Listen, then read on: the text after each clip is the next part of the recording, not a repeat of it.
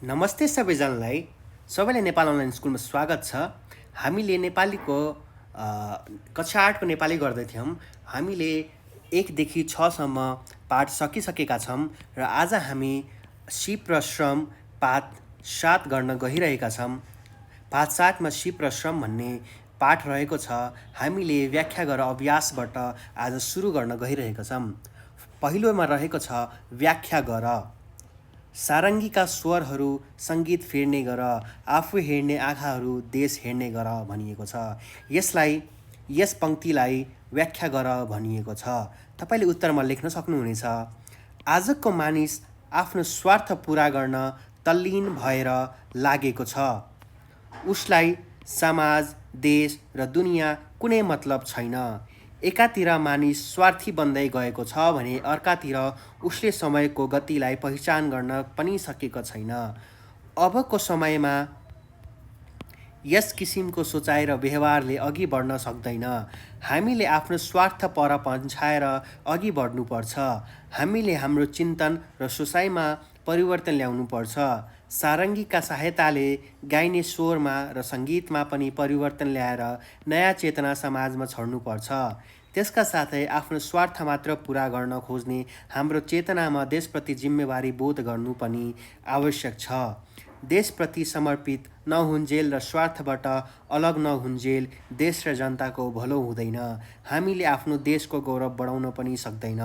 निस्वार्थ भएर समयको गतिसँगै देशको उन्नति र गौरव गर्नलाई सबै लाग्नुपर्छ भन्ने विचार माथिको भनाइबाट स्पष्ट हुन्छ। सिप र श्रम भनेको सिप भनेको मेहनत हो, श्रम भनेको परिश्रम हो। यदि हामीले दुवै जीवनमा गर्न छोड्यौँ भने हाम्रो जीवन केही न केही बन्दै जानेछ। यदि हामी अल्छी भयौँ, काम गर्न सिपालु रहेनौँ भने हाम्रो जीवन व्यर्थ न त्यत्य हुन्छ। त्यसैले हामी नेपाल र हामी आफ्नो प्रगतिको लागि जहिले पनि श्रम गर्दै जानुपर्छ। श्रम भनेको परिश्रम हो। 24 घन्टामा तपाईँले कति समय परिश्रम गर्दै हुनुहुन्छ र कति समय तपाईँहरूले खेर फाल्दै हुनुहुन्छ त तपाईँको माथि निर्भर हुन्छ। यदि तपाईँले 24 घन्टामा 18 घन्टा काम गर्न सक्नुहुन्छ भने तपाईँको जीवन सफल अवश्य कुनै न कुनै पलमा बन्नेछ। यदि तपाईँहरूले 24 घन्टामा पुरै दिन खेर र 1-2 घन्टा मात्रै परिश्रम गर्दै हुनुहुन्छ भने तपाईँले केही न केही फल त पाउनुहुन्छ, तर त्यो फल तपाईँको जीवनका लागि पुरा हुन सक्दैन। त्यसैले हामीले परिश्रम अथाह गर्नुपर्छ। भगवानको नाम लिई हामीले परिश्रम यति दृढ सङ्कल्प परिश्रम गरेर हामी अगाडि बढ्दै जानुपर्छ। यस पाठले सिकाउन खोजेको पनि त्यही हो। सिप गर्नुहोस्, परिश्रम गर्नुहोस्, जीवनलाई खुसियाली बनाउनुहोस् भनेर भनिएको छ।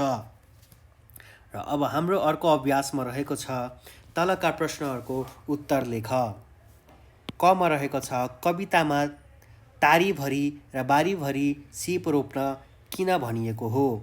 उत्तरमा लेख्न सकिन्छ नेपालको भौगोलिक अवस्था विविधतायुक्त रहेको छ। हाम्रो देश नेपाललाई भौगोलिक क्षेत्र अनुसार 3 भागमा विभाजन गरिएको छ। ती हुन् हिमाल, पहाड, तराई। यसैका आधारमा विकासका गतिविधिहरू अगाडि बढाउने काम भएको छ। आज अग्ला ठाउँ र पाखाबारीहरू प्रयोजनहीन बन्दै गएका छन्। यस्ता ठाउँहरूमा प्राविधिकहरूबाट योजना बनाएर कार्यक्रमहरू सञ्चालन गर्न सके अन्नबाली उब्जाउने कार्यदेखि लिएर उद्योग धन्दा पनि सञ्चालन गर्न सकिने अवस्था सिर्जना हुन सक्छ। अतः त्यसैखेर गइरहेको ठाउँमा विकास मूल फुटाउन कवितामा तारीभरि र बारीभरि सिप राख्न भनिएको छ। खमा रहेको छ कविताको दोस्रो श्लोकमा मर्नुभन्दा अघि के गर्नुपर्छ भनिएको छ। उत्तरमा लेख्न सकिन्छ कविताको दोस्रो श्लोकमा मर्नुभन्दा अघि देशको शिर उच्च पार्ने काम गर्नुपर्छ। हामीले आफू जन्मिएको जन्मभूमिलाई ज्यादै प्रेम गर्छौँ। त्यसैले हामीले आफ्नो देशको लागि जति गऱ्यौँ उति नै कम पर्छ। त्यसैले हामी आफ्नो देशको लागि गरिरहनुपर्छ। त्यसै गरी नेपाल अनलाइन स्कुल हामीले स्थापना गरेसँगै नेपालका भाइ बहिनी विद्यार्थीहरूले धेरैभन्दा धेरै योगदान प्राप्त गरिसकेका छन्। यो निस्वार्थ भावनाले हामी अथाह परिश्रम गर्दै नेपालको शिक्षा क्षेत्रलाई केही न केही योगदान दिन सके हामी पनि केही बन्न सक्थ्यौँ भनेर उपहार स्वरूप ल्याएका छौँ। त्यसैले नेपाल अनलाइन स्कुलबाट पढ्नुहोस्, केही सिक्नुहोस्। तपाईँले पनि केही गर्न सक्नुहुन्छ भने, यदि क्षमता छ भने आउनुहोस्, हामीसँग बस्नुहोस्, कुरा गर्नुहोस् र नेपालको शिक्षा क्षेत्रलाई अगाडि बढाउनुहोस्। त्यही नै हामीले आशा राख्दछौँ। निश्चय नै मानिस जन्मेपछि एक दिन अवश्य मर्छ। मर्नुबाट कोही पनि बाँचेको छैन र बच्दैन पनि। आफ्ना अभिभावक वा मान्यजनले आशीर्वाद दिँदा ठुलो मान्छे भएस् भनी दिँदै आएकोमा अब छोटो मरेस् भनेर दिए पनि कुनै फरक पर्दैन। तर उसलाई हिमालको चुली थप्ने भएस् भनेर आशीर्वाद दिनु आवश्यक छ। देशका शिर ठाडो हुने र हाम्रो इज्जत एवं प्रतिष्ठा पनि बढ्ने कुरा शङ्का छैन। हामीले हाम्रा सिप र श्रमलाई देशका लागि खर्चिनुपर्छ। उत्तरमा लेख्न सकिन्छ, प्राकृतिक र सांस्कृतिक दृष्टिले सम्पन्न हाम्रो देश सिप र श्रमको अभावका कारण निकै पछि पर्दै गएको छ। कलकल गरी बग्ने हजारौँ खोलानाला र विविधता, भौगोलिक वातावरण बीचका निकटता, दूरता आदिका अध्ययन हुनु नसक्दा नेपालीहरूको सिप र श्रम त्यसै खेर गइरहेको छ। हामीले आफ्नो सिप र श्रमलाई देशको निम्ति लगानी गर्न सके हाम्रो देश विश्वकै सुन्दर मुलुकका रूपमा आउनै सक्ने व्यवस्था रहेको छ। हामीले देशको इज्जत र प्रतिष्ठा बढाउन पनि हाम्रो सिप र श्रमलाई देशको निम्ति खर्चिनु आवश्यक छ भनेर लेख्न सकिन्छ। घमा छ, सिप र श्रम कविताको मुख्य भाव के हो? उत्तरको रूपमा लेख्न सकिन्छ, देशप्रेमी तथा कवि क्षेत्र प्रताप अधिकारीबाट लिखित सिप र श्रम कवितामा देशभक्ति भावलाई सशक्त रूपमा प्रस्तुत गरिएको छ। भौगोलिक विविधता र प्राकृतिक सम्पन्नता युक्त हाम्रो देशमा विकास निर्माणका कामहरू सन्तोषजनक रूपमा हुन सकेको छैन।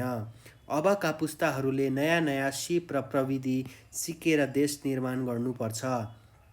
सगरमाथाको देश भनेर विश्वमा चिनिन्छ, तर हाम्रो देशको इज्जत राख्न सकेको छैन। आफ्नो देशको माटोसँग नाता गाँच्दै स्वार्थीरहित भएर सारा नेपालीहरू देश निर्माणमा लाग्नुपर्छ।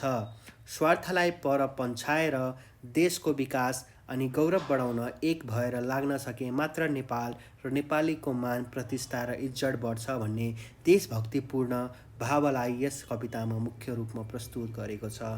देशको लागि केही गरे हाम्रो मन खुसी र देश खुसी भनिएसँगै यस कविताले सिकाउन खोजेको पनि त्यही नै हो। अब आयो मिल्ने अर्थ छानेर जोडा मिलाऊ। आँखा भनेको के हो? आँखालाई अर्को अर्थमा नयन पनि भन्ने गरिन्छ। माया भनेको के हो? माया भनेको प्रेम हो।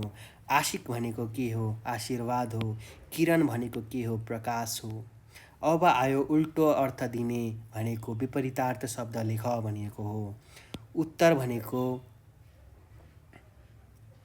उत्तरको रूपमा वारी र पारी, सपना र विपना, उठ र सुत, माया र घृणा, घाम र छाया लेख्न सकिनेछ। अब आयो अर्थ खुल्ने गरी वाक्यमा प्रयोग गर। सिपलाई चाहिँ वाक्यमा कसरी प्रयोग गर्ने भन्दा उसलाई सम्झाए पनि मेरो केही सिप लागेन। पाखुरा, नेपालीहरू पाखुराका भरमा भन्छन्। मुटु, निरोगी हुनलाई हामीले मुटुलाई बचाइराख्नुपर्छ। सपना, सपनामा देखेको कुरा विपनामा प्राप्त हुँदैन भनेर लेख्न सकिनेछ। अब आयो तल दिएका शब्दलाई सच्याएर लेख। यस्तोलाई यस रूपमा लेख्न सकिन्छ। स्वरहरूलाई स्वरहरू लेख्न सकिन्छ। बटुलेरलाई बटुलेर लेख्न सकिन्छ। वारी भरिलाई बारीभरि लेख्न सकिन्छ। बारीभरि लेख्न सकिन्छ। अब आयो व्याकरण।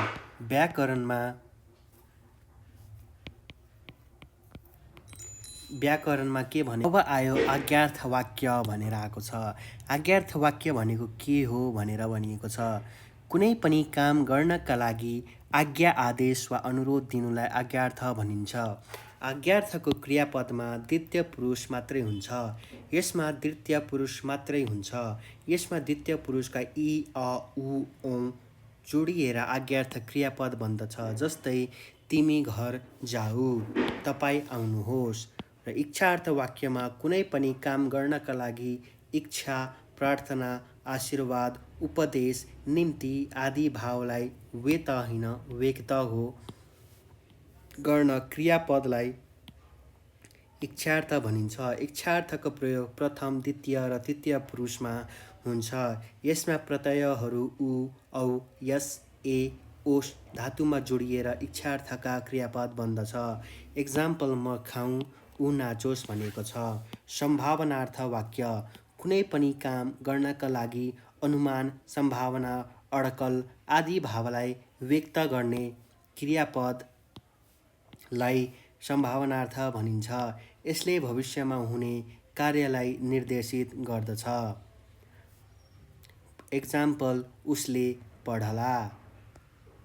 हामीले व्याकरण पनि, यो पाठ पनि 5-7 पनि सकिसकेका छौँ।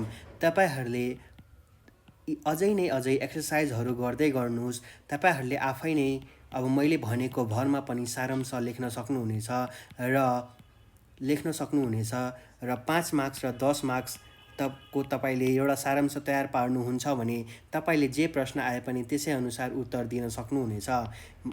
मैले भनेको कुराहरू कापीमा टिप्नुहोस्, पढ्नुहोस् र नेपाली सब्जेक्टलाई कहिले पनि नेग्लेक्ट नगर्नुहोला। अब हामी आउने पाठमा पाठ 8 पनि पढ्ने नै छौँ। धन्यवाद।